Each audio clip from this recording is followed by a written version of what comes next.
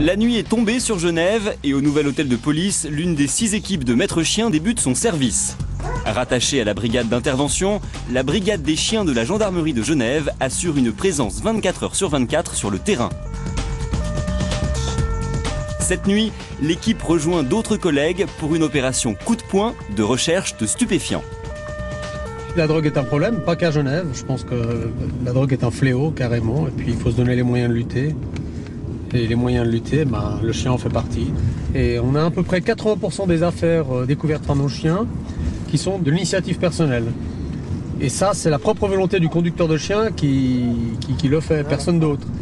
Le reste, les opérations coup de poing, bien évidemment, c'est monté par des collègues ou par l'état-major pour des opérations prévues.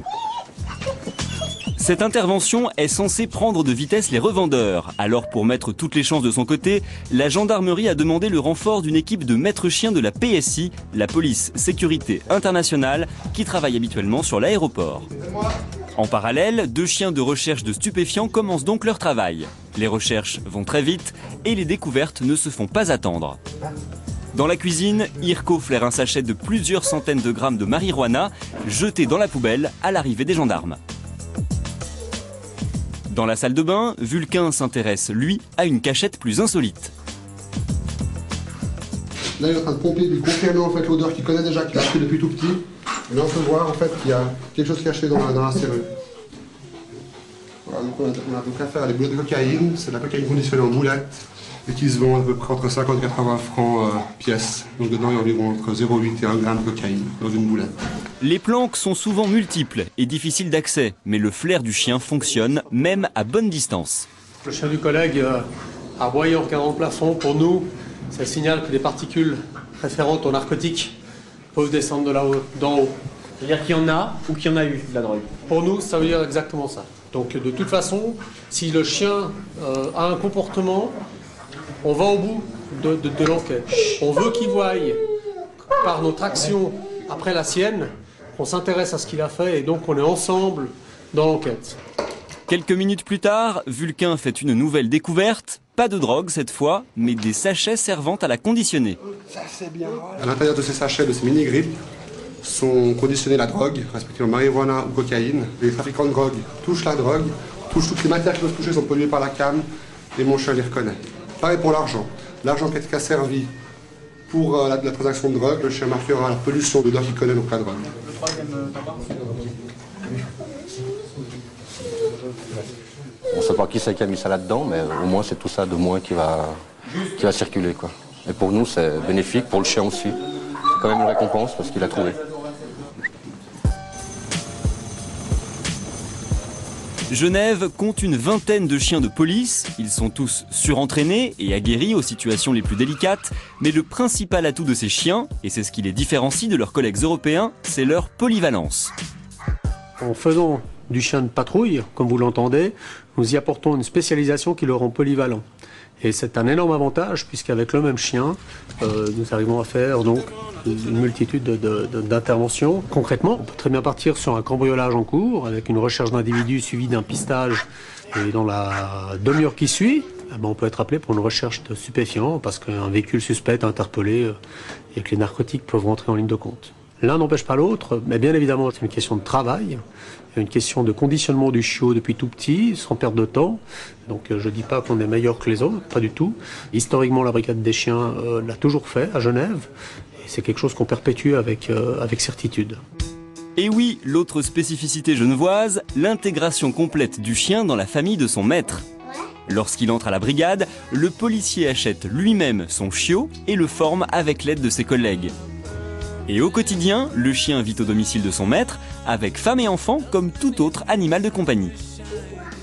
Alors, assis, aboie, de la patte. La longue expérience de la brigade prouve que cela ne nuit en rien à son travail de policier. Ils font très bien la différence entre le travail et la vie de famille et les divertissements. Lorsqu'il est au travail, il est sérieux et il exerce ce qu'il a appris. Et quand il est à la maison, il joue comme un gamin, comme on le voit actuellement. Ils ont grandi quand même quasiment ensemble, vu que Raphaël a 5 ans et demi et Rico 4 ans. Donc on l'a eu tout petit et Et ça s'est super bien passé, vraiment. Ça n'a rien à voir avec le chien de police qu'on pourrait voir lors d'une intervention, ça n'a rien à voir. À la maison, c'est un vrai nounours, il est adorable. Il a tout à fait su obtenir sa place aussi au sein de la famille. Il sait exactement ses limites, c'est super agréable.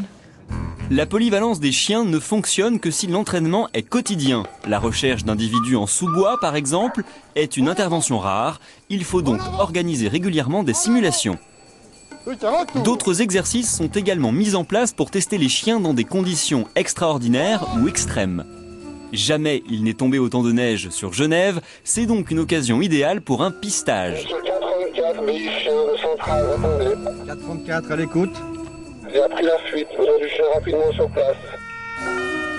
Pour cet exercice, le fuyard campe un automobiliste en état d'ivresse. Le maître chien lance Django à sa poursuite après lui avoir fait renifler une odeur de référence dans la voiture abandonnée. Il n'y a plus qu'à suivre le chien pour retrouver très vite les traces du suspect.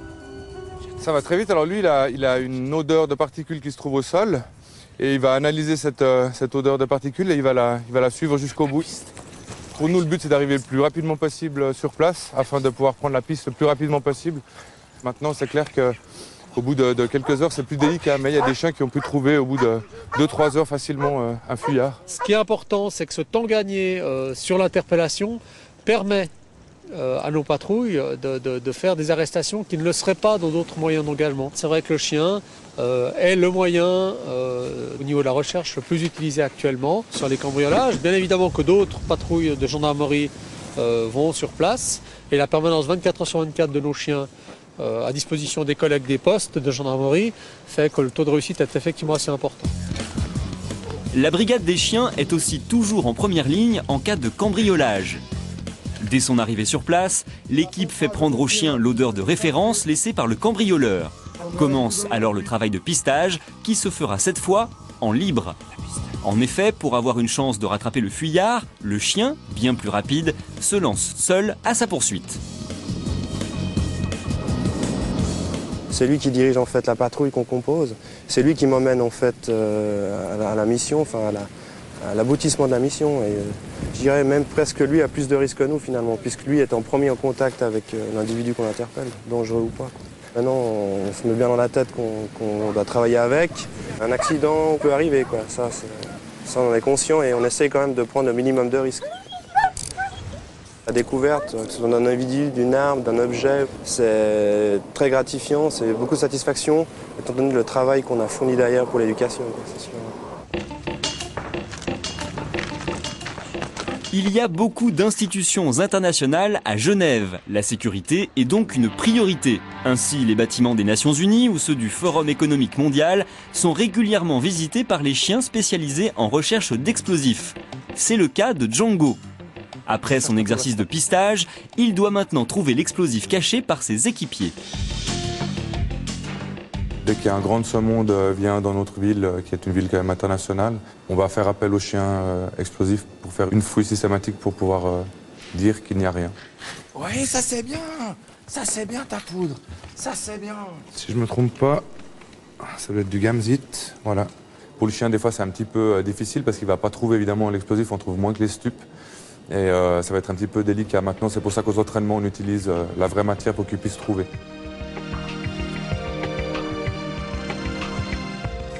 La nuit où nous les avons suivis, les chiens de la police de Genève ont continué leur travail sur le terrain jusqu'au petit matin, avec d'autres saisies de drogue et de nouvelles arrestations.